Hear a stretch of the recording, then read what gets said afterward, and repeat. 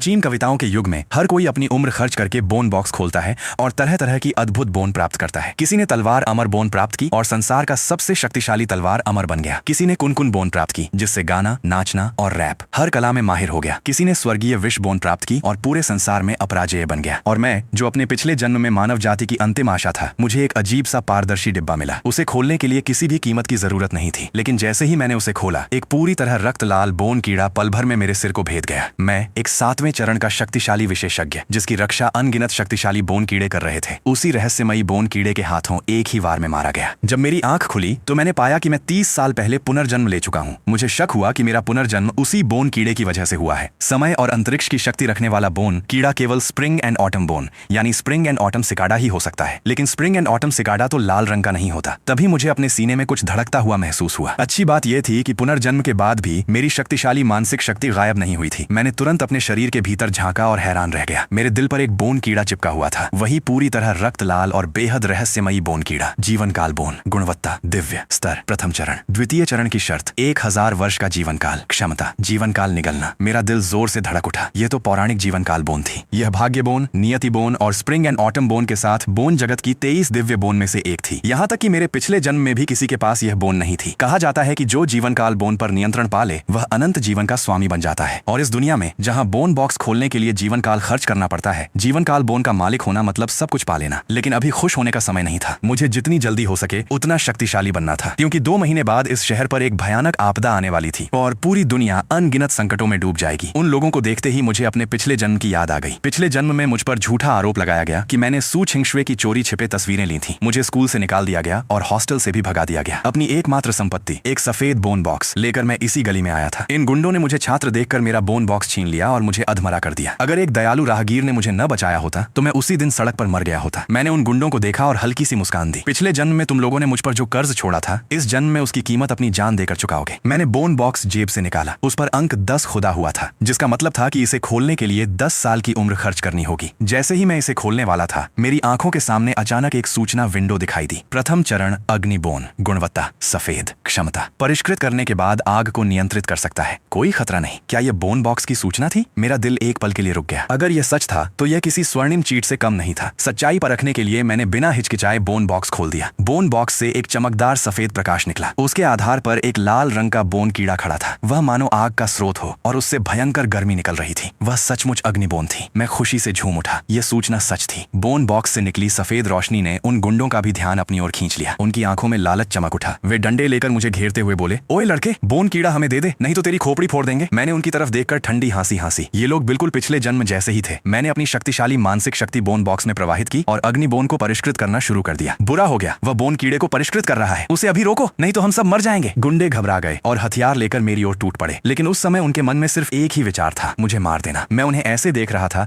जैसे कोई धीमी गति वाली फिल्म चल रही हो। मेरे पास 7वें चरण के विशेषज्ञ की मानसिक शक्ति थी। बोन कीड़ा न होने पर भी मैं उन्हें आसानी से मार सकता था। ऊपर से मेरी अग्नि बोन का परिष्करण भी पूरा हो चुका था। अगले ही पल तपती हुई आग आसमान की ओर भड़क उठी। मैं मानो अग्निदेव बन गया था। मेरा पूरा शरीर लपटों में घिर गया। मेरी विशाल मानसिक शक्ति अग्निबोन को पूरी तरह नियंत्रित कर रही थी। मैंने बस हाथ लहराया और आग ने पल भर में उन सभी को निगल लिया। पिछले जन्म में मैंने भी दया की भीख मांगी थी। मैंने स्वेच्छा से बोन बॉक्स उन्हें सौंप दिया था, फिर भी उन्होंने मुझे अधमरा कर दिया था। इस बार वे सब जिंदा जलकर मर गए। मैं उनकी लाशों के बीच पहुंचा और जीवन काल बोन को सक्रिय किया। जीवन काल बोन का जीवन काल प्राप्त करने का तरीका बहुत सरल था, मारना। हल्के हरे रंग की जीवन ऊर्जा की पतली पतली धाराएं लाशों से निकलकर मेरे शरीर में समा गईं। सफलतापूर्वक 110 वर्ष का जीवन काल प्राप्त हुआ। मैं इस संख्या से बेहद संतुष्ट था। सिर्फ 8 गुंडों से ही मुझे 110 साल की उम्र मिल गई। वाकई 23 दिव्य बोन में से एक होने के योग्य थी। साधारण बोन मास्टरों को अपनी उम्र बढ़ाने के लिए जीवन कीट बोन को परिष्कृत करना पड़ता था। उसमें बहुत समय और मेहनत लगती थी, लेकिन उसकी तुलना जीवन काल बोन से हो ही नहीं सकती थी। 2 महीने बाद आने वाली आपदा सिर्फ विनाश नहीं, बल्कि एक अवसर भी थी। अगर मैं और अधिक शक्तिशाली बन जाऊं तो उन सभी अवसरों को अपने हाथ में ले सकता हूं। कुछ देर सोचने के बाद मुझे बोन व्यापार केंद्र में मिलने वाली शुद्धिकरण बोन याद आई। अगर मैं उसे प्राप्त कर लूं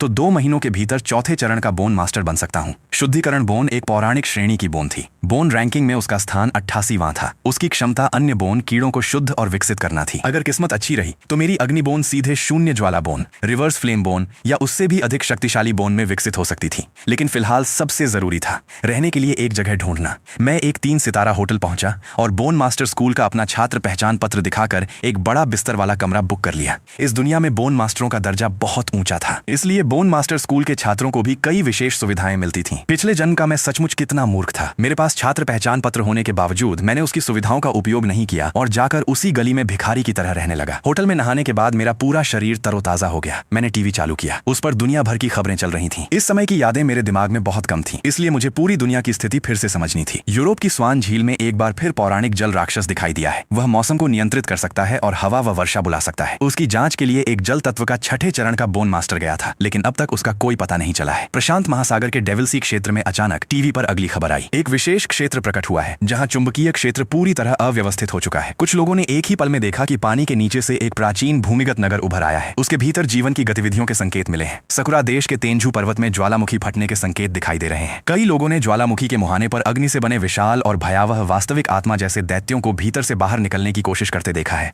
दुनिया भर में कुल 72 मकबरे प्रकट हुए हैं, जिनमें सबसे प्रसिद्ध मेंग दे का मकबरा है। उनमें प्रवेश की शर्तें और स्तर अभी तक अज्ञात हैं।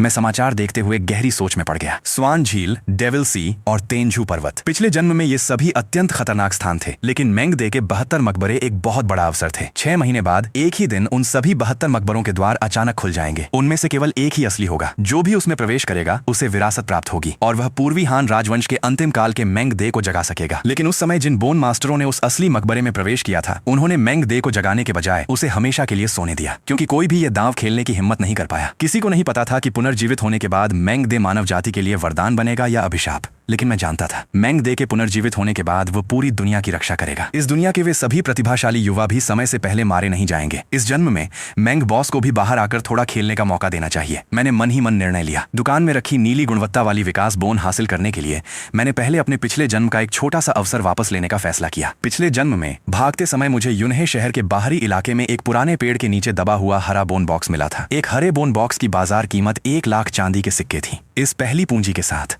और अब मेरे पास मौजूद सूचना प्रणाली की मदद से मैं सबसे आसान तरीके से पैसा कमा सकता था।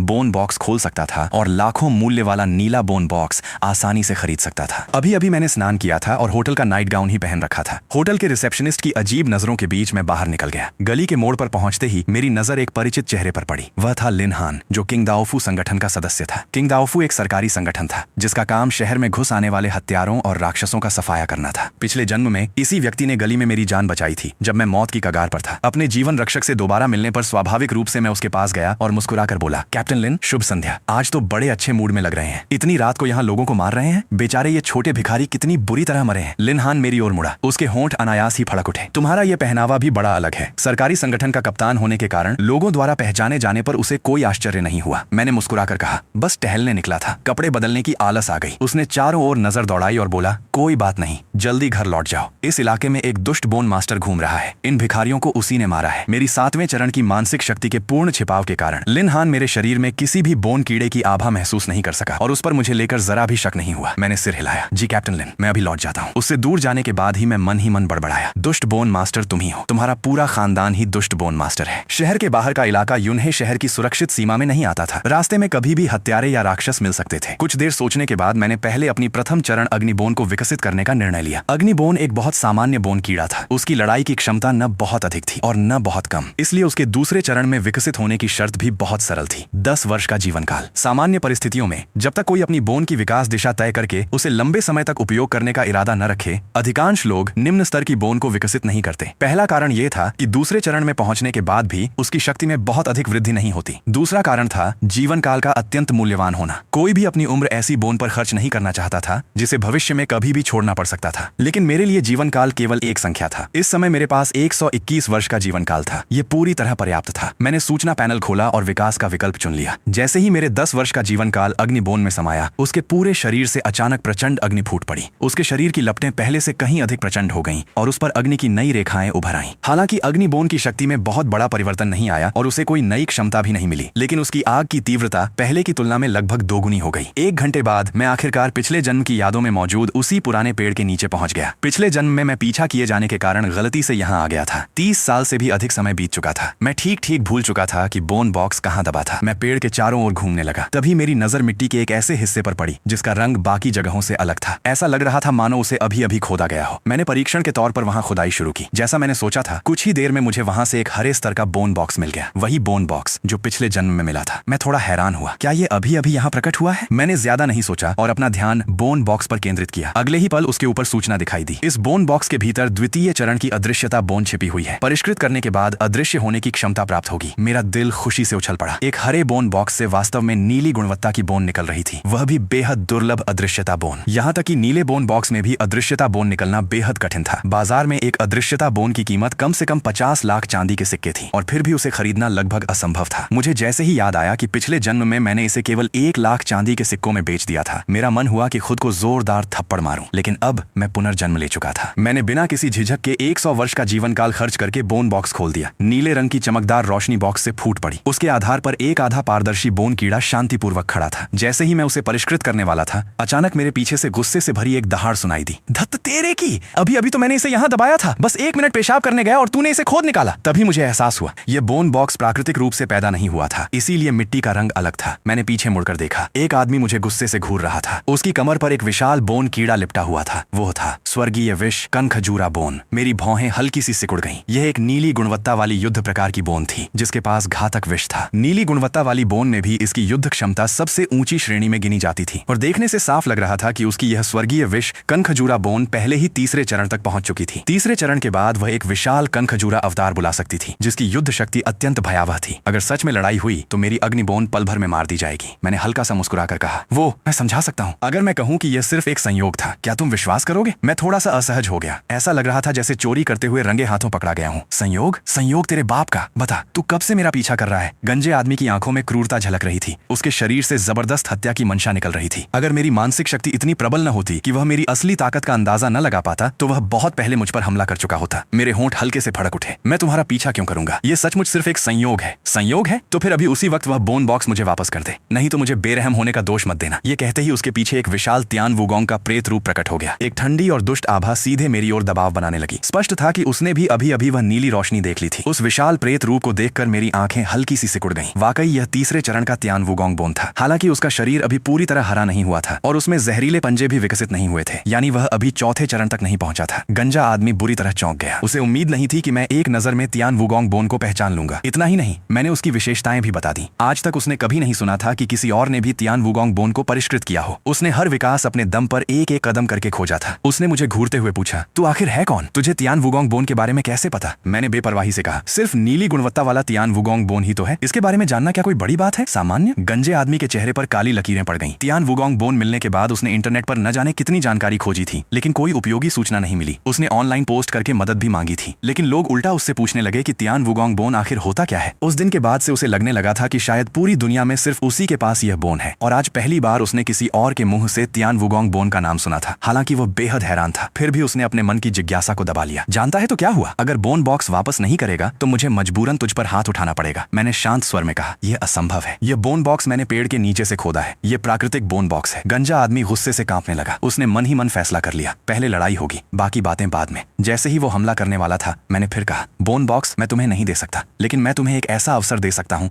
जिससे तुम सीधे चौथे चरण में पहुंच जाओगे। उसका दिल जोर से धड़क उठा। वह पूरे 10 वर्षों से तीसरे चरण में अटका हुआ था। अगर सचमुच चौथे चरण तक पहुंच सकता था तो एक नीली बोन क्या, वह अपनी पूरी संपत्ति भी खुशी खुशी दे देता। उसने मेरी ओर देखते हुए कहा, अगर तू सच में मुझे चौथे चरण तक पहुंचा दे तो यह हरा बोन बॉक्स तेरा। ऊपर से मैं तेरा एक एहसान भी मानूंगा। कैसा रहेगा? मैंने मुस्कुराकर कहा, इसके अलावा मुझे त्यान वुगोंग बोन की एक बूंद मुख्य विष भी चाहिए। आखिर मैं तुम्हें चौथे चरण का इतना बड़ा अवसर दे रहा हूँ। त्यान वुगोंग बोन की मुख्य विष बूंद बेहद मूल्यवान थी। उसकी केवल एक बूंद खोने से ही उसकी लड़ाई की क्षमता काफी कम हो जाती थी, इसलिए यह विशेष सामग्री बाजार में लगभग कभी उपलब्ध नहीं होती थी। यह सचमुच ऐसी वस्तु थी जिसकी कीमत तो थी, लेकिन मिलना लगभग असंभव था। गंजे आदमी ने तुरंत सिर हिलाकर मना कर दिया, यह बिल्कुल नहीं हो सकता। त्यान वुगोंग में कुल मिलाकर कुछ ही मुख्य विष की बूंदें होती हैं। उसकी प्रतिक्रिया मेरी उम्मीद के मुताबिक ही थी, लेकिन मैंने मन ही मन सोचा, अगर मैं इसे चौथे चरण तक पहुंचा दूं तो क्या इसे फिर भी विष की कमी रहेगी?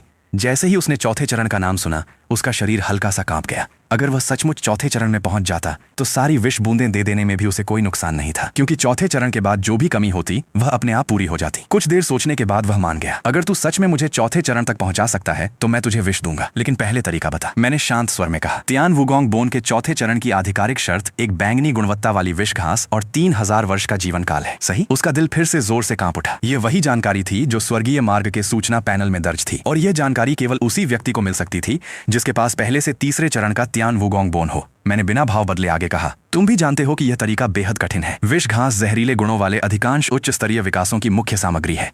बाजार में इसका मिलना लगभग असंभव है। उसने अपने मन की उथल पुथल दबाई। तो मैंने मुस्कुराकर कहा, क्योंकि मेरे पास तियान वुगोंग बोन को चौथे चरण में पहुंचाने का दूसरा तरीका भी है। पिछले जन्म में मैंने एक 5वें चरण के बोन मास्टर को मारा था जिसके पास तियान वुगोंग बोन थी। उसकी युद्ध डायरी में मैंने चौथे चरण की एक वैकल्पिक विकास विधि देखी थी। गंजे आदमी की पुतलियां सिकुड़ गईं। वह जानता था कि किसी भी बोन की केवल एक ही विकास विधि नहीं होती। यह बोन मास्टरों की दुनिया में कोई रहस्य नहीं था। उसने अपने उत्साह को दबाते हुए पूछा, मैं कैसे मान लूं कि तुम्हारा तरीका असली है? मैं मुस्कुराया और आसमान की ओर इशारा करते हुए बोला, तुम्हें मुझ पर विश्वास करने की जरूरत नहीं, स्वर्गीय मार्ग विश्वास कर ले, वही काफी है। इतना कहकर मैंने दोनों हाथों से मुद्राएं बनाई। हे स्वर्ग और पृथ्वी, इस बोन की विकास विधि को दर्ज करो। अगले ही पल आकाश में सुनहरी बिजली भयानक गर्जना के साथ चमक उठी। अनगिनत सुनहरी विद्युत रेखाओं ने पूरे रात के आकाश को रोशन कर दिया। मेरे सामने सुनहरे रंग का एक कागज प्रकट हुआ। यह स्वर्गीय मार्ग की शक्ति थी। केवल सच्ची विकास विधि को ही स्वर्गीय मार्ग स्वीकार करता था। अगर विधि झूठी होती तो उसका पंजीकरण तुरंत असफल हो जाता। अपने सामने यह दिव्य दृश्य देखकर गंजे आदमी की आंखें पूरी तरह फैल गईं। उसे याद आया कि उसने इंटरनेट पर एक बार पढ़ा था, केवल छठे चरण या उससे ऊपर के विशेषज्ञ या फिर विशेष रिकॉर्ड प्रकार बोन रखने वाले लोग ही स्वर्ग और पृथ्वी से विकास विधि दर्ज करवा सकते हैं। उसकी प्रतिक्रिया देखकर मेरे होंठों पर हल्की मुस्कान आ गई। स्वाभाविक रूप से मैं यह कर सकता था। सुनहरे कागज पर शब्द उभरने लगे। तियान वुगोंग बोन, चौथे चरण की विकास विधि। 3 भू तियान वुगोंग बोन, 1 विष तियान वुगोंग बोन, 2 विष घास और 1000 वर्ष का जीवन काल मिलाकर तियान वुगोंग बोन को चौथे चरण में विकसित किया जा सकता है। जैसे ही पंजीकरण पूरा हुआ, सुनहरी रोशनी पूरे सूत्र पर घूम गई। उसके बाद कागज पर एक सुनहरी मुहर उभर आई। इसका अर्थ था, इस विकास विधि को स्वर्गीय मार्ग ने आधिकारिक रूप से स्वीकार कर लिया है। मैंने वह कागज उसकी ओर बढ़ाते हुए कहा, अब तो विश्वास हो गया। गंजा आदमी उत्साह से कांप उठा। साथ ही उसके मन में डर की एक लहर भी दौड़ गई। ऐसी क्षमता रखने वाला व्यक्ति या तो छठे चरण का विशेषज्ञ था या फिर उसके पास नारंगी गुणवत्ता वाली रिकॉर्ड प्रकार बोन थी, और उसके पीछे निश्चित ही कोई बेहद शक्तिशाली संगठन मौजूद था। ऐसे प्रतिभाशाली व्यक्ति की रक्षा करने वाला कोई न हो, यह कैसे संभव था? उसने घबराकर थूक निकला। उसका पूरा शरीर कांप रहा था। अगर मैंने अभी सच में इस पर हमला कर दिया होता तो शायद मैं अब तक मर चुका होता। अगले ही पल उसने बिना किसी हिचकिचाहट के चाकू निकाला, तियान वुगोंग बोन के पेट में हल्का सा चीरा लगाया और उसका सारा मुख्य विष एक शीशी में भर दिया। फिर उसने दोनों हाथों से वह शीशी मेरी ओर बढ़ाई, कमर को पूरे 90 डिग्री तक झुकाया और अत्यंत सम्मानपूर्वक बोला, बड़े साहब, इसे मेरी पहली भेंट समझकर स्वीकार कीजिए। मैंने भी इसकी बिल्कुल उम्मीद नहीं की थी। गंजे आदमी ने तो सचमुच तियान वुगोंग बोन का सारा जहर निचोड़कर मुझे दे दिया। उसे जितना देखता गया उतना ही वह मुझे अच्छा लगने लगा। यह गंजा आदमी वाकई काबिल था। पिछले जन्म में अगर उसके द्वारा दबाया गया वह हरा बोन बॉक्स मेरी मदद न करता तो मैं बहुत पहले ही यूनहे शहर में मर गया होता। आखिरकार मैं उसका एक एहसानमंद था। जहर लेने के बाद मैंने विकास सूत्र उसे सौंप दिया। सूत्र तुम्हें दे दिया है, मेहनत करो और चौथे चरण का विशेषज्ञ बनो। सूत्र हाथ में लेते ही वो खुशी से पागल हो गया। वो सिर उठाकर मेरा धन्यवाद करना चाहता था, लेकिन तब तक मैं पूरी तरह गायब हो चुका था। वाकई कोई महान विशेषज्ञ है। इतनी जल्दी गायब हो गए कि मुझे उनकी जरा सी भी आभा महसूस नहीं हुई। हाथ में विकास सूत्र को देखते हुए उसकी आंखों से आंसू बह निकले। शियाओ यू, पापा को आखिर तुम्हारा बदला लेने का मौका मिल गया। लेकिन गंजा आदमी ये नहीं जानता था कि मैं वास्तव में गया ही नहीं था, मैं बस अदृश्य हो गया था।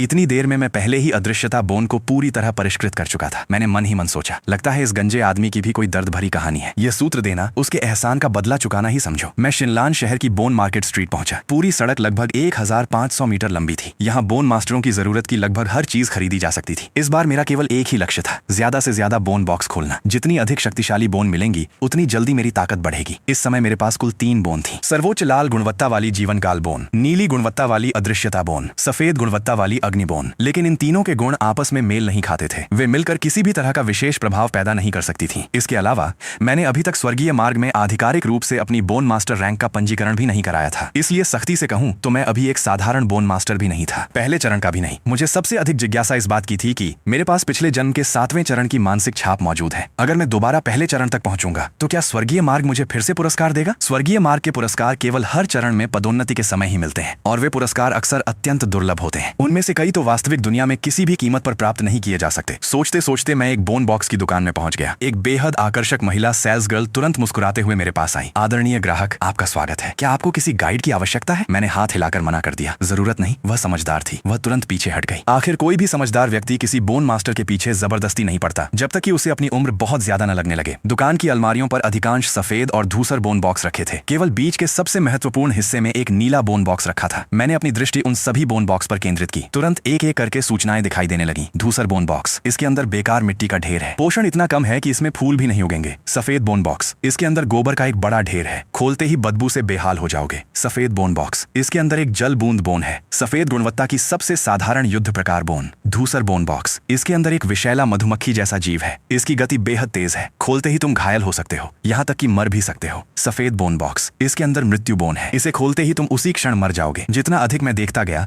मेरे चेहरे के भाव उतने ही अजीब होते गए। मैं मन ही मन बुदबुदाया, क्या इस दुकान के मालिक के पूर्वजों की कब्र किसी ने खोद दी थी? इतने सारे बोन बॉक्स में लगभग हर एक किसी न किसी नकारात्मक प्रभाव वाला था। सबसे हैरानी की बात यह थी कि एक सफेद बोन बॉक्स में भी मृत्यु बोन छिपी हुई थी। मृत्यु बोन, बोन बॉक्स की दुनिया की सबसे भयानक बोन। इससे अधिक खतरनाक कोई नहीं। आमतौर पर यह केवल नीले या उससे ऊंचे स्तर के बोन बॉक्स में ही मिलती थी। हर बोन बॉक्स खोलने वाले के लिए यह सबसे बड़ा दुःस्वप्न थी। जिस क्षण मृत्यु बोन बाहर आती, उसी क्षण वह सक्रिय हो जाती और सामने वाला व्यक्ति बिना किसी प्रतिरोध के वहीं मर जाता। मैंने कुछ देर सोचा, फिर आगे बढ़कर वह सफेद बोन बॉक्स उठा लिया जिसमें मृत्यु बोन थी। अगर इसका सही उपयोग किया जाए तो यह दुश्मनों के लिए एक बेहद घातक सरप्राइज साबित हो सकती थी। इसके बाद मैंने जल बूंद बोन वाला सफेद बोन बॉक्स भी उठा लिया। जल बूंद बोन की कीमत अग्नि बोन के बराबर थी, लगभग 3 लाख चांदी के सिक्के। अगर मैं अग्नि बोन और जल बूंद बोन दोनों को तीसरे चरण से ऊपर विकसित कर दूं, तो फिर उन्हें आपस में मिलाने की कोशिश कर सकता था। हालांकि दोनों देखने में एक दूसरे के बिल्कुल विपरीत थी। आग और पानी एक दूसरे के दुश्मन लगते थे, लेकिन यही विरोधी शक्तियां बेहद कम संभावना के साथ मिलकर एक और अधिक शक्तिशाली बोन बना सकती थी। हरे स्तर की जल अग्नि बोन, पानी और आग के सम्मिलित होने से उसकी युद्ध क्षमता अत्यंत भयानक हो जाती थी। इसके बाद मैं हरे और नीले बोन बॉक्स वाले हिस्से में पहुंचा। मैंने अपनी किस्मत फिर आजमाई। एक बार फिर असंख्य सूचनाएं मेरी आंखों के सामने उभरने लगी। हरा बोन बॉक्स, इसके अंदर एक बड़ा सॉसेज है, धूसर गुणवत्ता का स्वादिष्ट युद्ध राशन। हरा बोन बॉक्स, इसके अंदर वृद्धावस्था की शक्ति है, खोलते ही तुम तुरंत बूढ़े हो जाओगे और 20 वर्ष का जीवन काल खो दोगे। हरा बोन बॉक्स, इसके अंदर एक बीमारी है, इसे खोलने पर तुम गंभीर रोग से ग्रस्त हो जाओगे। बस कुछ ही बॉक्स देखकर मेरे सिर पर काली लकीरें पड़ गईं। मैंने मन ही मन सोचा, क्या इस दुकान का मालिक जन्मजात अपशकुनी है? बुढ़ापा, बीमारी, दुर्भाग्य, ऐसे बोन बॉक्स जिन्हें देखकर कुत्ता भी सिर हिलाकर चला जाए, वह सब खरीद कर ले आया था। कोई आश्चर्य नहीं कि दुकान पूरी तरह सुनसान थी, एक भी ग्राहक नहीं था। अगर मेरे पास यह सूचना देखने की क्षमता न होती तो शायद मैं जिंदा इस दुकान से बाहर भी नहीं निकल पाता। मैंने धैर्य रखते हुए सभी बॉक्स देखे। आखिरकार मुझे कुछ अच्छे बोन बॉक्स मिल ही गए। एक में 10,000 वर्ष वाला जीवन कीट था, उसे परिष्कृत करने पर सीधे 10,000 वर्ष का जीवन काल मिल सकता था। साधारण बोन मास्टरों के लिए जीवन काल बढ़ाने का यही एकमात्र तरीका था। उसकी कीमत कम से कम 1 करोड़ चांदी के सिक्के थी। एक नीली गुणवत्ता की तीर बोन भी थी, उच्च आक्रमण क्षमता वाली युद्ध प्रकार बोन। उससे हत्या करना केवल एक विचार भर की दूरी पर था। उसकी कीमत कम से कम 50 लाख चांदी के सिक्के थी। इसके अलावा एक हरी गुणवत्ता की विद्युत बोन भी थी, जिसकी कीमत लगभग 8 लाख चांदी के सिक्के थी। मैं कुल 9 बोन बॉक्स लेकर भुगतान काउंटर पर पहुंचा। एक नीला बोन बॉक्स 10 लाख, 5 हरे बोन बॉक्स 50 लाख, 3 सफेद बोन बॉक्स 3 लाख, कुल मिलाकर 9 बोन बॉक्स की कीमत। इस समय मेरे कार्ड में 30 लाख चांदी के सिक्के थे, पूरी तरह पर्याप्त। असल में यहाँ आने से पहले मैं तियान वुगोंग बोन के जहर की एक बूंद बेचकर पैसे जुटाने वाला था, लेकिन रास्ते में मेरी मुलाकात एक तीसरे चरण की महिला बोन मास्टर से हुई, जिसकी बोन गंभीर रूप से घायल थी। मैंने अपने 7वें चरण की मानसिक शक्ति से उसकी बोन का उपचार कर दिया। उसने मुझे उपचार शुल्क के रूप में सीधे 30 लाख चांदी के सिक्के दिए। उसी समय मुझे कमाई का एक और तेज तरीका भी समझ में आ गया। बोन मास्टरों के लिए बोन की योजना बनाना, उपयुक्त संयोजन सुझाना और उनकी समस्याओं का निदान करना हमेशा से एक अलग पेशा रहा है। प्रसिद्ध विशेषज्ञ तो केवल परामर्श के लिए ही करोड़ों चांदी के सिक्कों से कम नहीं लेते थे, और मैं कभी 7वें चरण का विशेषज्ञ रह चुका था। बोन कीड़ों के बारे में मेरा ज्ञान वास्तविक अर्थों में एक महान गुरु के स्तर का था। मैंने पूछा, वैसे क्या आपकी दुकान बोन कीड़े भी खरीदती है? सेल्स गर्ल ने तुरंत जवाब दिया, जी सर, हम सभी बोन कीड़ों को बाजार की मानक कीमत पर खरीदते हैं। क्या आपके पास बेचने के लिए अतिरिक्त बोन कीड़े हैं? मैंने सिर हिलाया। मैंने तय किया कि इन 9 बोन बॉक्स में से जो 2 बोन कीड़े मेरे किसी काम के नहीं हैं, उन्हें बेच दूंगा। आखिर मेरे पास दिव्य नेत्र था। अगर मुझे बोन बॉक्स खोलने के लिए भी पैसे की चिंता करनी पड़े तो ये मेरे लिए शर्म की बात होती। असल में मेरी योजना थी कि बोन बॉक्स खरीदने के बाद मैं गरीबों वाली बस्ती में घूमूं और कुछ अत्यंत दुष्ट भिखारों से थोड़ा बहुत जीवन काल भी इकट्ठा कर लूं। लेकिन अब मेरे पास 10,000 वर्ष वाला जीवन कीट था। फिलहाल उन्हें एक और दिन जीने देता हूं। इस समय मेरे पास 111 वर्ष का जीवन काल बचा था। इतना एक सफेद बोन बॉक्स खोलने के लिए पर्याप्त था। मैंने सफेद बोन बॉक्स उठाया। जैसे ही उसमें 10 वर्ष का जीवन काल डाला, बॉक्स से तेज सफेद प्रकाश फूट पड़ा। मेरे सामने एक मोटा सा बोन कीड़ा दिखाई दिया। उसके शरीर पर मांस की 10 गोलाकार परतें थीं। हर परत 1000 वर्ष के जीवन काल का प्रतीक थी। पास पास खड़ी सेल्स गर्ल ने अपना मुंह दोनों हाथों से ढक लिया। वह उत्साह से लगभग उछल पड़ी।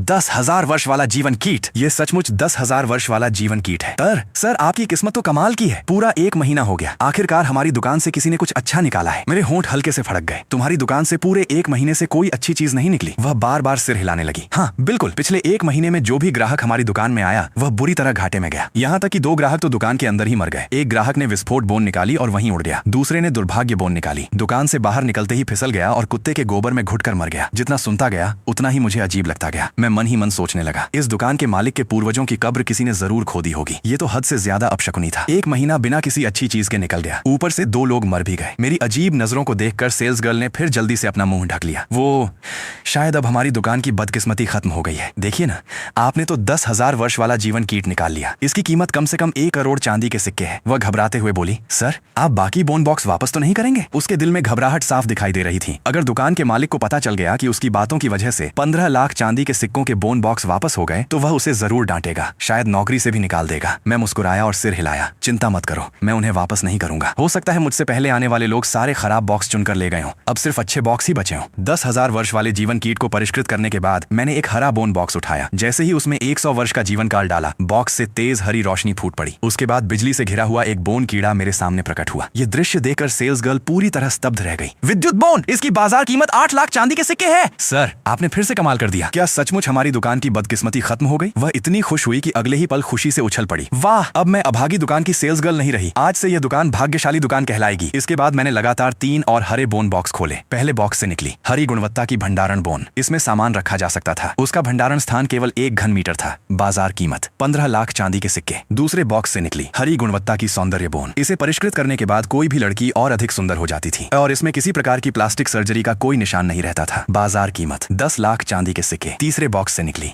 हरी गुणवत्ता की शक्ति बोन। इसे परिष्कृत करने पर शारीरिक शक्ति बढ़ जाती थी। बाजार कीमत 8 लाख चांदी के सिक्के। सेल्स गर्ल तो ये सब देखकर पूरी तरह सुन्न पड़ गई। उत्साह से उसका पूरा शरीर कांप रहा था। वह मन ही मन सोच रही थी, क्या दुकान के सारे खराब बोन बॉक्स पहले ही बिक चुके हैं? अब तो सिर्फ उच्च गुणवत्ता वाले अच्छे बॉक्स ही बचे हैं। क्या मुझे भी अपनी सारी बचत लगाकर एक बोन बॉक्स खरीद लेना चाहिए? बाकी बचे बोन बॉक्स मैंने घर जाकर खोलने का फैसला किया। अगर मैं यहीं बहुत सारे बॉक्स खोलता रहा तो लोगों को मुझ पर शक होने लगता। मैंने शक्ति बोन और सौंदर्य बोन काउंटर पर रख दी। इन दोनों बोन की बाजार कीमत कितनी है? सेल्स गर्ल ने तुरंत उत्तर दिया, सर सौंदर्य बोन 10 लाख की है, शक्ति बोन 8 लाख की है, कुल मिलाकर 18 लाख चांदी के सिक्के। ये कहते समय उसकी आंखों में ईर्ष्या साफ दिखाई दे रही थी। मैंने बोन बॉक्स खरीदने में केवल 15 लाख चांदी के सिक्के खर्च किए थे, लेकिन अब दुकान को उल्टा मुझे 18 लाख चांदी के सिक्के देने पड़ रहे थे। यानी मुझे सीधा 3 लाख चांदी के सिक्कों का लाभ हो गया। और मेरे पास अभी भी 1 करोड़ कीमत वाला 10,000 वर्ष जीवन कीट और एक अभी तक न खोला गया नीला बोन बॉक्स भी था। मैं सचमुच भाग्य का बादशाह था। सेल्स गर्ल मुस्कुराकर बोली, सर दोबारा आने के लिए आपका बहुत बहुत धन्यवाद। आप मेरी जिंदगी के सबसे भाग्यशाली ग्राहक हैं। मैं आपको हमेशा याद रखूंगी। मैंने हल्की मुस्कान के साथ कहा, तुम मुझे जरूर याद रखोगी। इसके बाद मैं कुछ और दुकानों में भी घूम आया। वहां से मुझे 2 और अच्छे बोन कीड़े मिले। पहली नीली गुणवत्ता की गुरुत्वाकर्षण बोन, जो मेरी आभा पूरी तरह छिपा सकती थी। दूसरी हरी गुणवत्ता की गति बोन, जो मेरी चलने और दौड़ने की गति बढ़ा सकती थी। इसके अलावा मैंने बोन कीड़ों के विकास के लिए आवश्यक कुछ सामग्री भी खरीद ली। हैरानी की बात यह थी कि मेरे चांदी के सिक्के कम होने के बजाय अब 2 करोड़ से भी अधिक हो चुके थे। जहां तक विद्युत बोन की बात थी, मैंने उसे सीधे बेच दिया, क्योंकि भविष्य में बोन संयोजन के लिए उसका मेरे पास कोई उपयोग नहीं था। अब मेरे सामने एक नई समस्या थी। मैंने पूरे बाजार में बैंगनी गुणवत्ता या उससे ऊंचे स्तर की एक भी बोन नहीं देखी। लगभग सभी उच्च स्तरीय बोन बड़े बड़े संगठनों के कब्जे में थी। भले ही उनके पास उन्हें खोलने के लिए पर्याप्त जीवन काल न हो, फिर भी वे उन्हें बाजार में आने नहीं देते थे। यह एक तरह का एकाधिकार था, ताकि स्वतंत्र बोन मास्टर अधिक शक्तिशाली न बन सकें। लेकिन इस दुनिया के लिए यह पूरी तरह बुरी बात भी नहीं थी, क्योंकि बड़े संगठनों के बोन मास्टरों पर कुछ न कुछ नियंत्रण रहता था। वे अपनी शक्ति का मनमाना दुरुपयोग नहीं कर सकते थे। लेकिन अगर कोई स्वतंत्र बोन मास्टर दुष्ट बन जाए और उसके पास पर्याप्त उच्च स्तरीय बोन भी हो, तो वह पूरी दुनिया के लिए बहुत बड़ा खतरा बन सकता था। इस दुनिया के सबसे बड़े संगठनों में मुख्य रूप से 3 थे, जिंगशी संघ, योमिंग महल और शुआनथियन मंडप। जिंगशी संघ सरकारी संगठन था, सबसे शक्तिशाली। पूरे शेंझोउ की हर शहर में उसकी शाखाएं थीं।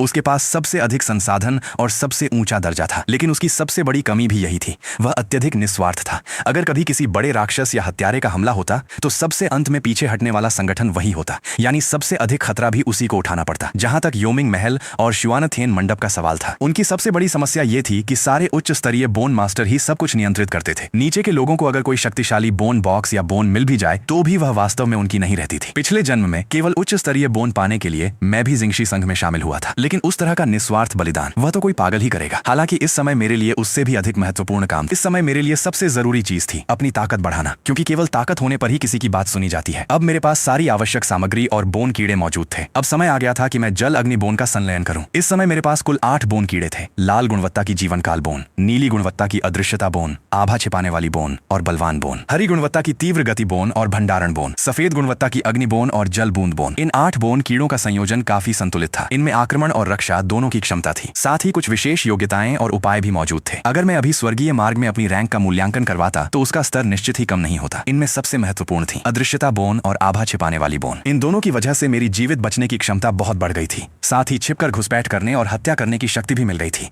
अगर इन्हें बलवान बोन के साथ जोड़ा जाए तो मैं एक उत्कृष्ट हत्यारा बन सकता था। जरा कल्पना करो, मैं पहले अदृश्य हो जाऊं, फिर अपनी पूरी आभा छिपा दूं, चुपचाप लक्ष्य के पीछे पहुंचूं और बलवान बोन से उसके सिर पर एक ही वार कर दूं।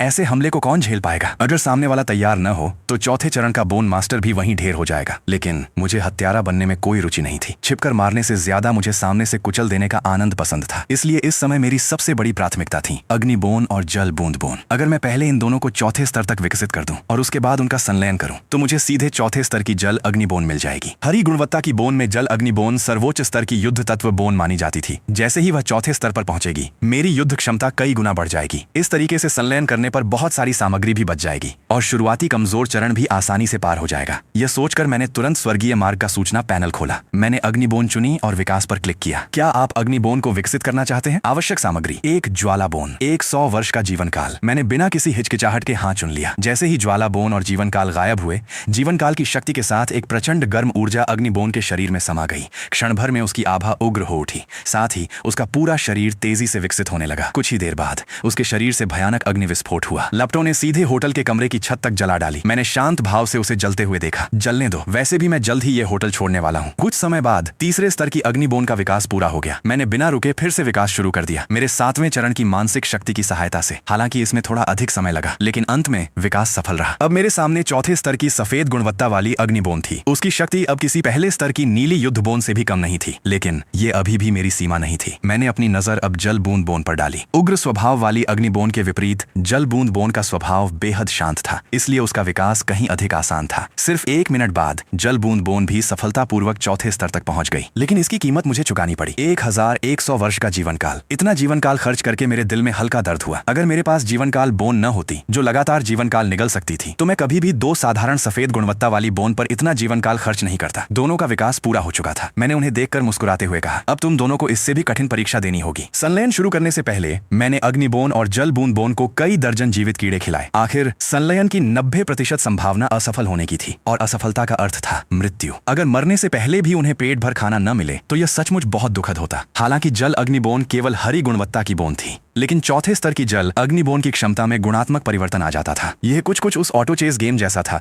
जो मैं पहले खेला करता था, जहां एक 3 सितारा सफेद नायक कई बार एक सितारा नीले या यहां तक कि बैंगनी नायक से भी अधिक शक्तिशाली हो जाता था। इसके बाद मैंने फिर से स्वर्गीय मार्ग का सूचना पैनल खोला। संलयन शुरू करने से पहले मैंने उसमें कई ऐसी औषधियां भी मिलाईं जो जल और अग्नि की विरोधी शक्तियों को संतुलित कर सकती थीं। साथ ही मेरी मानसिक शक्ति भी लगातार सहायता कर रही थी। इससे संलयन की बहुत कम सफलता संभावना भी थोड़ी बढ़ सकती थी। अगले ही पल एक चमकदार प्रकाश गोला प्रकट हुआ। उसने अग्निबोन और जल बूंद बोन दोनों को अपने भीतर समा लिया। दोनों बोन कीड़े साफ तौर पर घबरा गए। फिर उन्हें मानो समझ आ गया कि क्या होने वाला है। उन्होंने एक दूसरे की ओर देखा। उनकी आंखों में केवल क्रोध और शत्रुता थी। आखिर पानी और आग स्वभाव से ही एक दूसरे के विरोधी थे। अब उन्हें जबरदस्ती एक बना दिया जा रहा था। स्वाभाविक था कि वे इसका विरोध करें। इसी कारण पिछले जन्म में भी जल अग्निबोन बेहद दुर्लभ थी। उसी समय मेरे द्वारा पहले से तैयार की गई औषधियों ने अपना प्रभाव दिखाना शुरू किया। प्रकाश गोले के भीतर एक शांत और कोमल संतुलन शक्ति फैलने लगी। वह धीरे धीरे अग्निबोन और जल बूंद बोन के बीच टकराती शक्तियों को शांत करने लगी। मैंने भी तुरंत अपनी मानसिक शक्ति सक्रिय की। मैं लगातार दोनों बोन कीड़ों को शांत करता रहा। धीरे धीरे उनके शरीर गैस में बदलने लगे और फिर वे दोनों पूरी तरह एक दूसरे में विलीन हो गए। आखिरकार मेरे सामने एक बिल्कुल नया बोन कीड़ा प्रकट हुआ। बधाई हो, संलयन सफल रहा। रहा। आपको हरी गुणवत्ता की दुर्लभ बोन जल अग्नि बोन प्राप्त हुई। जल अग्नि बोन के शरीर का आधा हिस्सा नीला था और आधा लाल। उसके भीतर पानी और आग की शक्तियां पूर्ण संतुलन में मौजूद थी। मेरे मन में भी अपार उत्साह भर गया। मैंने तुरंत उसका सूचना पैनल खोला। बोन कीड़ा जल अग्नि बोन गुणवत्ता हरी स्तर 4 क्षमता जल और अग्नि कौशल 1 प्रवाहित जल अग्नि धुआं। यह अत्यधिक गर्म जल अग्नि धुआं छोड़ सकती है। इस धुएं में अत्यधिक तापमान होने के साथ साथ पानी का गुण भी मौजूद रहता है। यदि कोई इससे जल जाए तो उसके शरीर पर लगातार बहने, भीगने और नमी का प्रभाव बना रहता है। ये साधारण आग की तरह आसानी से बुझाई नहीं जा सकती। कौशल 2 उबलता जल भीषण अग्नि द्वारा अत्यधिक गर्म किया गया उच्च ताप वाला उबलता जल। इस उबलते जल में अग्नि के सभी गुण मौजूद रहते हैं। उच्च तापमान, भीषण गर्मी और निरंतर जलने की क्षमता। कौशल 3 जल वाष्प विस्फोट पानी और आग की शक्ति को अत्यधिक दबाकर प्रयोग करना। पानी और आग लगातार आपस में मिलकर संकुचित होते रहते हैं, जिससे वे अस्थिर हो जाते हैं और अंत में एक भयंकर विस्फोट होता है। जल अग्नि अस्थि की जानकारी देखकर मैंने संतोष से सिर हिलाया। तीनों कौशल क्षेत्रीय एओई प्रभाव वाले थे। एक बार इन्हें इस्तेमाल किया जाए तो दुश्मनों की पूरी भीड़ एक साथ मारी जा सकती थी। ये सोचकर मेरा फिर से कत्लेआम करने का मन होने लगा। अब अस्थि योद्धा की स्वर्गीय रैंकिंग करने का समय था। स्वर्गीय रैंकिंग के बाद अस्थि योद्धाओं को तरह तरह के स्वर्गीय पुरस्कार मिलते हैं। यहाँ तक कि दुर्लभ प्रतिभाएं और उच्च श्रेणी की अस्थियां भी प्राप्त हो सकती हैं। मुझे भी नहीं पता था कि मेरी रैंक क्या आएगी, क्योंकि मानसिक शक्ति रैंकिंग के दायरे में शामिल नहीं थी। मैंने मंत्र मुद्रा बनाई और एक सुनहरी रोशनी मेरे शरीर पर चमक उठी। जांच जारी। प्रथम स्तर की लाल श्रेणी की आयु अस्थि पाई गई। इसकी विशेष प्रकृति को देखते हुए इसे रैंकिंग चयन में शामिल नहीं किया जाएगा। प्रथम स्तर की नीली श्रेणी की अदृश्यता, अस्थि, छिपाव अस्थि और मजबूत अस्थि पाई गई। उत्कृष्ट गुणवत्ता और बेहतरीन संयोजन। मूल्यांकन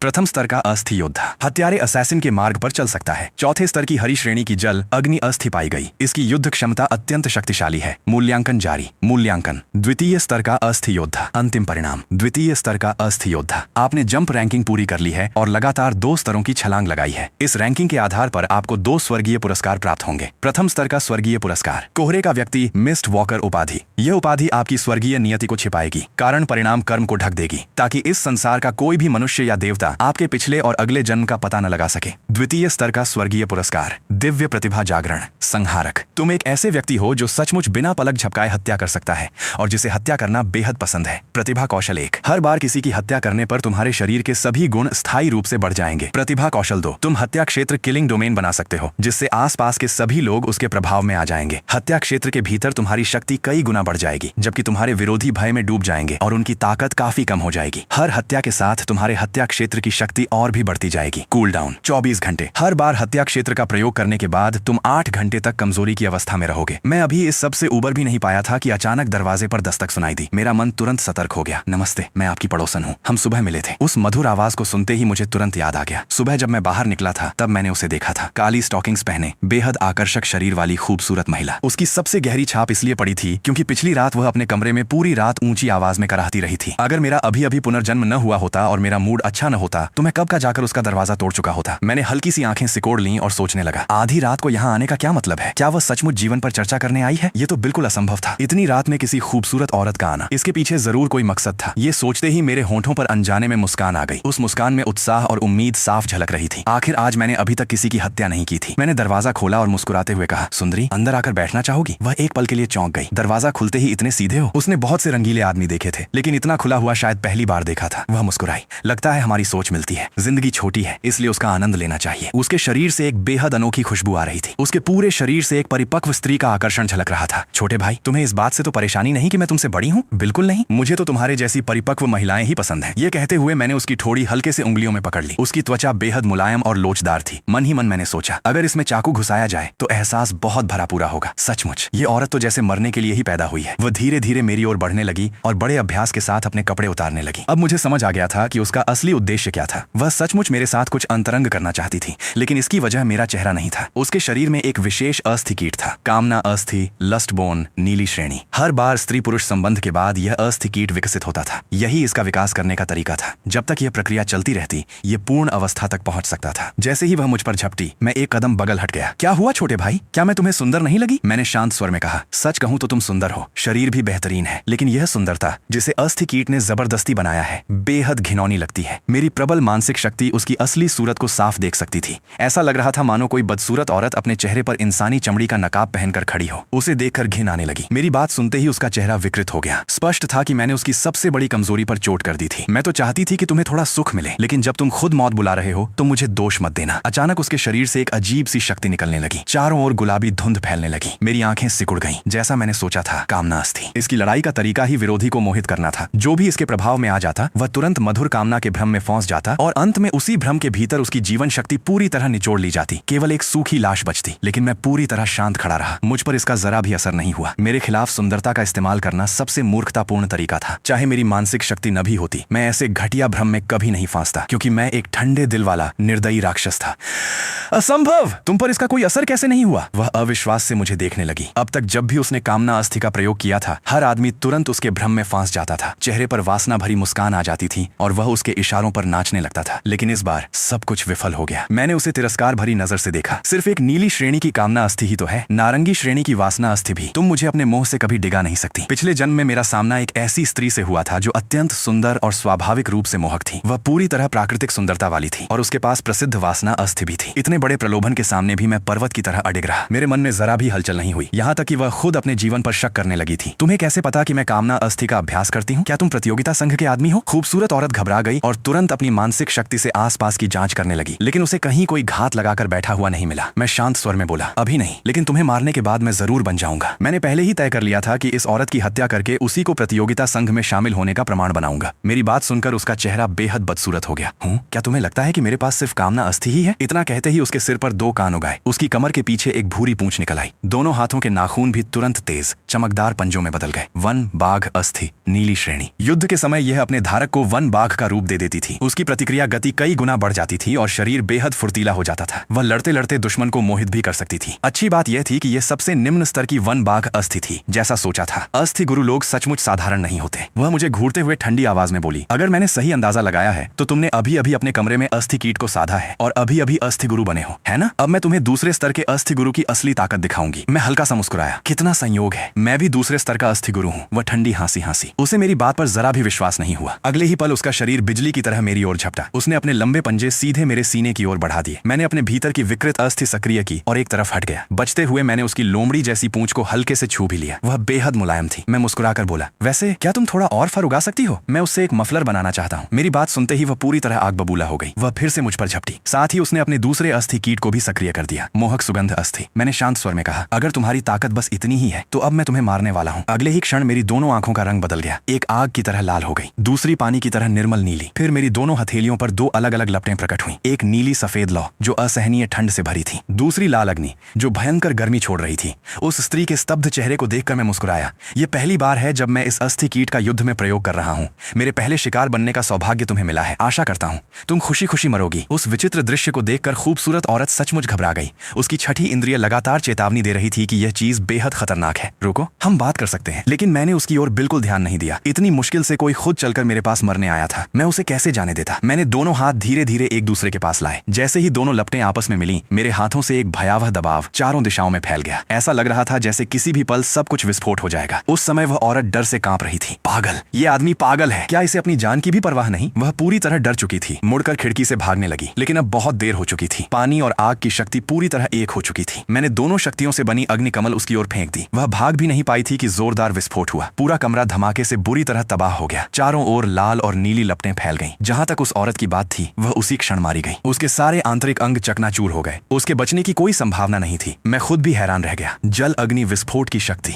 इतनी भयानक है। बिखरे हुए कमरे को देखकर मेरे होंठ अनायास फड़क उठे। मैंने कसम खाई कि मेरा होटल उड़ाने का कोई इरादा नहीं था। यह सचमुच एक दुर्घटना थी। इसके बाद मैं उस औरत के शव के पास गया और उसकी आयु अवशोषित करने लगा। सफलतापूर्वक आयु अवशोषित हुई 1312 वर्ष। उसी समय मेरी दिव्य प्रतिभा संहारक भी सक्रिय हो गई। मेरी शक्ति, शारीरिक मजबूती और मानसिक शक्ति सभी में कुछ न कुछ स्थायी वृद्धि हुई। फिर मैंने होटल का फोन उठाया और रिसेप्शन पर कॉल किया, ऊपर आकर मेरा कमरा बदल दीजिए। जब रिसेप्शन की लड़की ने कमरे की हालत देखी तो उसके पैर वहीं कांपने लगे। उसे पहले सुनाई दिया। वह भयंकर विस्फोट याद आ गया। उसके मन में डर और भी बढ़ गया। मैंने उसकी हैरानी भरी शक्ल देखकर भी जरा सी शर्म महसूस नहीं की। गलती से इस कमरे में आग लग गई। मेरा कमरा बदल दो। कमरे का जो भी नुकसान हुआ है उसकी भरपाई कोई और कर देगा। मैंने पहले ही प्रतियोगिता संघ में शामिल होने का फैसला कर लिया था, इसलिए ये झंझट भी वही लोग संभालेंगे। हालांकि मेरे बैंक खाते में अभी भी 2 करोड़ से ज्यादा थे, लेकिन मुफ्त में काम निकलवाने जैसी अच्छी आदत मैं छोड़ने वाला नहीं था। रिसेप्शन रिसेप्शन की लड़की का चेहरा पूरी तरह सफेद पड़ गया। उसने जल्दी जल्दी सिर हिलाया। जी जी सर, इसी मंजिल पर एक कमरा अभी साफ हुआ है, दाईं ओर तीसरा कमरा आपका है, उसका कार्ड दरवाजे पर लगा हुआ है, मैंने जाते जाते कहा। और हाँ, उस औरत को मैंने ही मारा है। अब तुरंत पुलिस को फोन करो, कहना कि यहाँ एक दुष्ट अस्थि गुरु आया है और प्रतियोगिता संघ से कुछ बड़े अधिकारियों को भेजे। मेरी बात सुनकर रिसेप्शन की लड़की अनायास पीछे मुड़ी। अगले ही पल उसकी भयभीत चीख पूरे होटल में गूंज उठी। मैंने भौहें सिकोड़ ली। चिल्ला क्यों रही हो, जल्दी जाकर पुलिस को फोन करो। उसने तुरंत अपना मुंह ढक लिया। मुझे देखने वाली उसकी आंखों में सिर्फ डर ही डर था। दुष्ट अस्थि गुरु, उसे पूरा विश्वास हो गया था कि मैं सचमुच एक दुष्ट अस्थि गुरु हूँ। मैंने होटल में एक औरत की हत्या कर दी थी और वो औरत बिना कपड़ों के पड़ी थी। उसने मन ही मन न जाने क्या क्या सोच लिया। वो घबरा कर वहां से भाग गई। उसे जाते हुए देखकर मुझे लगा शायद कहीं कुछ गड़बड़ हो गई है। वो कांपते हुए रिसेप्शन पहुंची और तुरंत पुलिस को फोन लगाया। हेलो, क्या ये प्रतियोगिता संघ है? यहाँ एक दुष्ट अस्थि गुरु है, उसने होटल का पूरा कमरा उड़ा दिया है। उसने एक औरत की भी हत्या कर दी है। वह औरत बिना कपड़ों के थी। शायद उसके साथ कुछ गलत भी हुआ है और उसी ने मुझे पुलिस को फोन करने के लिए कहा है। मुझे नहीं पता उसने कोई जाल बिछाया है या नहीं। कृपया जल्दी आइए,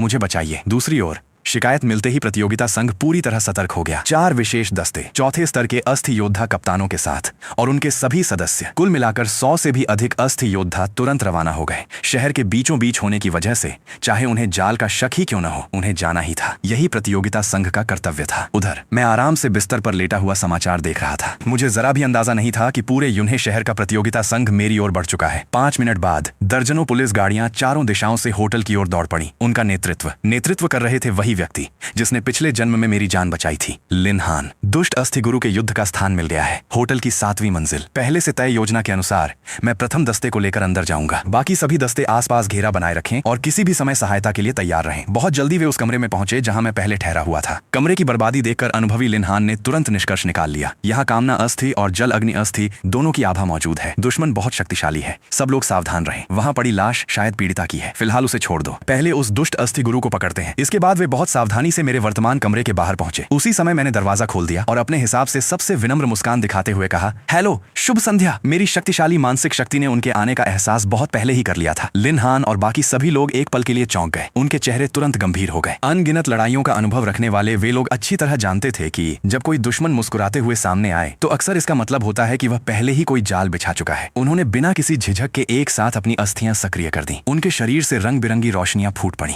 अगले ही पल उन्होंने बिना किसी प्रतिरोध के मुझे काबू कर लिया। मैं पूरी तरह उलझ गया। रुकिए कप्तान लिन, आप लोग ये क्या कर रहे हैं? लिन हान ने आंखें हल्की सिकोड़ ली। कल रात तुम्हारा उस गली में दिखाई देना सचमुच कोई संयोग नहीं था। सोचा नहीं था कि तुम एक दुष्ट अस्थि गुरु इतनी गहराई तक छिपे हुए हो। मेरे होंठ अनायास फड़क उठे। मैं दुष्ट अस्थि गुरु हूँ? तभी टीम के एक सदस्य ने तुरंत कहा, कप्तान देखिए, इसने खुद ही मान लिया। ये सुनकर मुझे तो लगभग खून की उल्टी आने वाली थी। लिन हान ने मेरा चेहरा देखा तो उन्हें भी कुछ अजीब लगा। अगर मैं सचमुच दुष्ट अस्थि गुरु होता तो बिना विरोध किए इतनी आसानी से पकड़ा क्यों जाता? उन्होंने गंभीर स्वर में कहा, मैं तुम्हें 30 सेकंड देता हूँ, सब कुछ साफ साफ समझाओ। बेबस होकर मुझे आज रात की पूरी घटना शुरू से अंत तक बतानी पड़ी। मेरी बात सुनने के बाद सब लोग कुछ देर के लिए चुप हो गए। बिंग निंग, तुम जाकर घटनास्थल की जांच करो। कुछ ही देर बाद बिंग निंग वापस आ गई। कप्तान, वह औरत सचमुच दुष्ट अस्थि गुरु थी। उसके शरीर में कामना अस्थि, मोहक सुगंध अस्थि और वन बाघ अस्थि के अवशेष मिले हैं। जो कुछ उसने कहा सब सच है। लिन हान और बाकी लोगों के चेहरे पर तुरंत झिझक दिखाई दी। माफ करना, हमने तुम्हें गलत समझ लिया। उसी समय मुझे भी समझ आ गया कि यह सब क्यों हुआ। जरूर उस रिसेप्शन वाली लड़की ने गलत खबर फैला दी होगी। अचानक लिन हान को कुछ याद आया। तुमने जल अग्नि अस्थि को साध लिया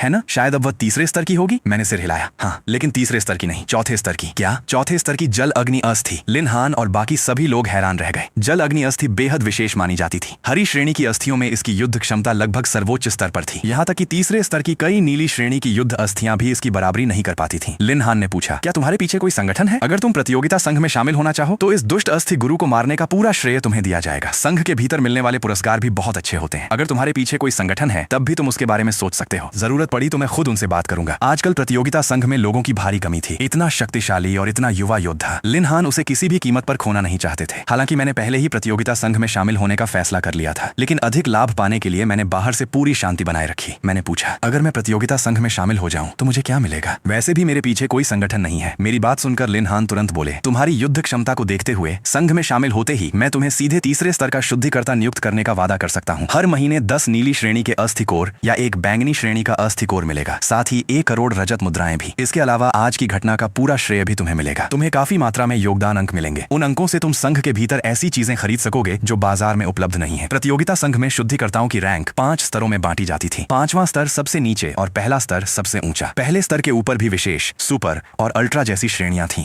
यूनहे जैसे शहर में तीसरे स्तर का शुद्धिकर्ता पहले से ही बहुत ऊंचा पद माना जाता था। अधिकतर तीसरे स्तर के शुद्धिकर्ता स्वयं तीसरे स्तर के अस्थि योद्धा होते थे, जबकि लिन हान स्वयं केवल दूसरे स्तर के शुद्धिकर्ता थे। और पूरे यूनहे शहर के प्रतियोगिता संघ का प्रमुख भी सिर्फ प्रथम स्तर का शुद्धिकर्ता था। मैं अच्छी तरह समझता था, एक दूसरे स्तर के अस्थि योद्धा होने के नाते लिन हान इससे अधिक अधिकार नहीं रखते थे। मैं हल्का सा मुस्कुराया और अपना दायां हाथ आगे बढ़ाया। कप्तान लिन, मैं शामिल होने के लिए तैयार हूँ। मेरा नाम गु लिन है। जब मैं लिन हान और बाकी लोगों के साथ होटल से बाहर निकला, तभी एक आकर्षक शरीर और सुंदर चेहरे वाली महिला उत्साह से मेरी ओर दौड़ी। मास्टर गु, आप यहाँ कैसे? मास्टर गु, आपके इलाज के बाद मेरी तेज हवा अस्थि पूरी तरह ठीक हो गई। मुझे सचमुच आपका धन्यवाद करना चाहिए। बोलने वाली थी दूसरे दस्ते की उप कप्तान, तीसरे स्तर की अस्थि योद्धा ये छिन। सब लोग आश्चर्य से हम दोनों को देखने लगे। मास्टर गु, ये कैसा संबोधन है? ये छिन ने पूरी घटना सबको विस्तार से बता दी। तभी सबको पता चला, सड़क पर मशहूर चिकित्सक मो छियान्यू को ढोंगी कहकर डांटने वाला और चेन समूह के बड़े बेटे की पिटाई करने वाला रहस्यमय व्यक्ति वही मैं था। लिन हान और बाकी लोग और भी ज्यादा हैरान रह गए। उन्होंने सोचा भी नहीं था कि मेरी युद्ध क्षमता इतनी ऊंची होने के साथ साथ मेरी चिकित्सकीय कला भी इतनी उत्कृष्ट होगी। लिन हान हंस पड़े। तो क्या हमने सचमुच कोई खजाना पा लिया है? उन्होंने वहीं सबके सामने घोषणा की, आज से गु लिन प्रतियोगिता संघ का सदस्य है। मो छियान्यू और चेन समूह जो भी करना चाहे, हमारा प्रतियोगिता संघ पूरी जिम्मेदारी लेगा। हालांकि चेन समूह में चौथे स्तर के अस्थि योद्धा मौजूद थे, फिर भी लिन हान ने उन्हें कभी गंभीरता से नहीं लिया। पहले दस्ते का शिमैंग भी हंसते हुए बोला, जो हमारे प्रतियोगिता संघ के आदमी को छुएगा उसका सिर फोड़ देंगे। पहले दस्ते का ये फैंग भी मुस्कुराया, अगर मैं अपने जमा किए हुए शिकारी बम चेन समूह की इमारत की नींव में दबा दूं तो बड़ा मजा आएगा। ये सुनकर बाकी सभी शुद्धिकर्ता भी हंस पड़े। एक बार कोई प्रतियोगिता संघ में शामिल हो जाए तो वह परिवार का हिस्सा बन जाता था। जहां तक चेन समूह और मो छियान्यू का सवाल था, वे किसी की परवाह नहीं करते थे। हालांकि मैं जानता था कि इन लोगों में से अधिकांश 2 महीने बाद युद्ध में शहीद हो जाएंगे,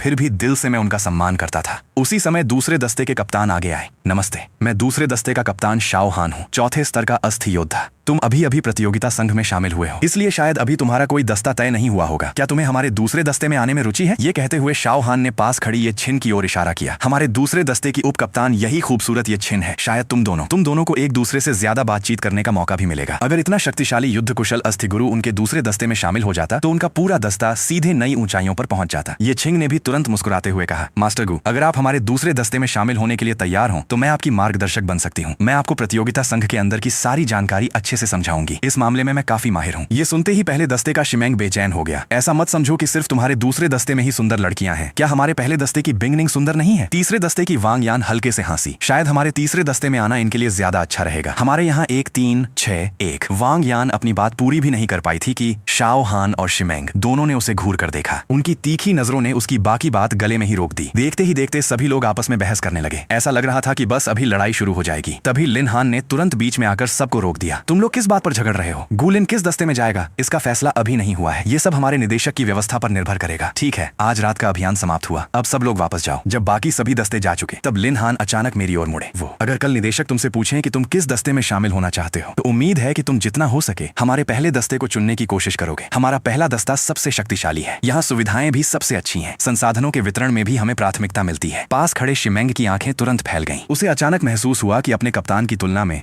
वो तो सचमुच बहुत सीधा साधा था। मैं भी कुछ पल के लिए हैरान रह गया।